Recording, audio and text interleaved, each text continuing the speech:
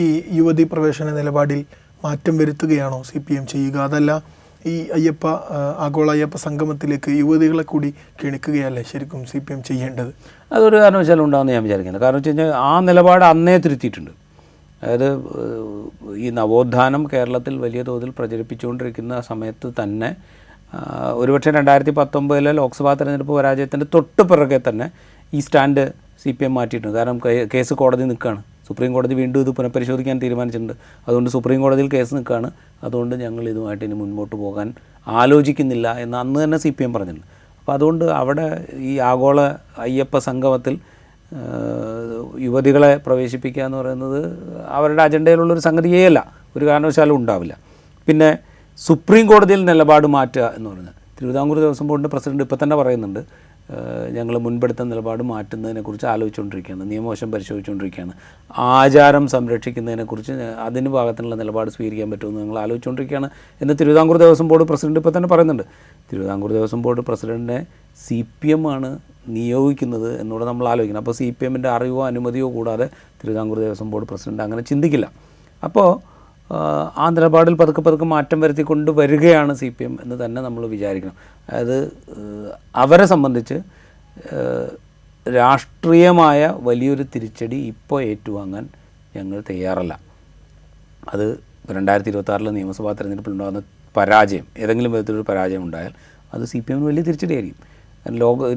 ഇന്ത്യയിൽ ഒരിടത്തും CPMോ ഇടതുപക്ഷമോ അധികാരത്തിലില്ലാത്ത അവസ്ഥ വരും. അപ്പോൾ അത്തരം ഒരവസ്ഥ ഇല്ലാതിരിക്കാൻ പാകത്തിൽ എന്തൊക്കെ ടാക്ടിക്സ് എടുക്കാമോ അത് മുഴുവനാണ് CPM എടുത്തുകൊണ്ടിരിക്കുന്നത്.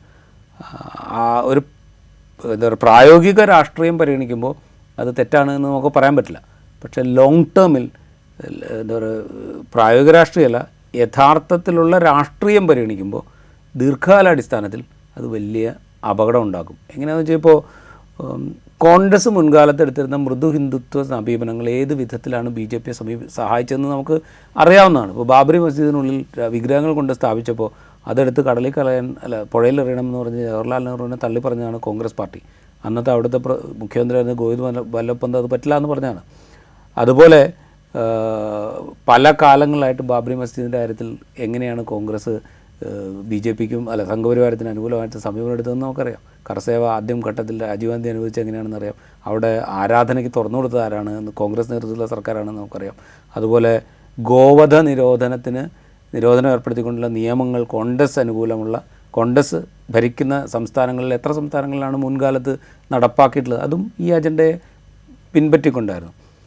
ഈ അടുത്ത് ഛത്തീസ്ഗഡിൽ കന്യാസ്ത്രീകൾക്കെതിരായിട്ടുള്ള നടപടി ഉണ്ടായപ്പോൾ മധ്യപ്രദേശിൽ കോൺഗ്രസ് ഭരിക്കുന്ന കാലത്താണ് മതപരിവർത്തനം നിരോധിച്ചുകൊണ്ടുള്ള നിയമം കൊണ്ടുവന്നത്. അതുതന്നെയാണ് ഛത്തീസ്ഗഡിൽ തുടരുന്നതെന്ന് നമ്മൾ മനസ്സിലാക്കിയതാണ്. അപ്പോൾ കോൺഗ്രസ് ഏത് വിധത്തിലാണ് ഈ മൃദു ഹിന്ദുത്വ സമീപനം തുടർന്നത്, ആ സമീപനങ്ങൾ ഏത് വിധത്തിലാണ് BJPയെ വളർത്തിയത്, അല്ലെങ്കിൽ RSSൻ്റെ രാഷ്ട്രീയ രൂപത്തെ വളർത്തിയത് എന്ന് നമ്മൾ കണ്ടതാണ്.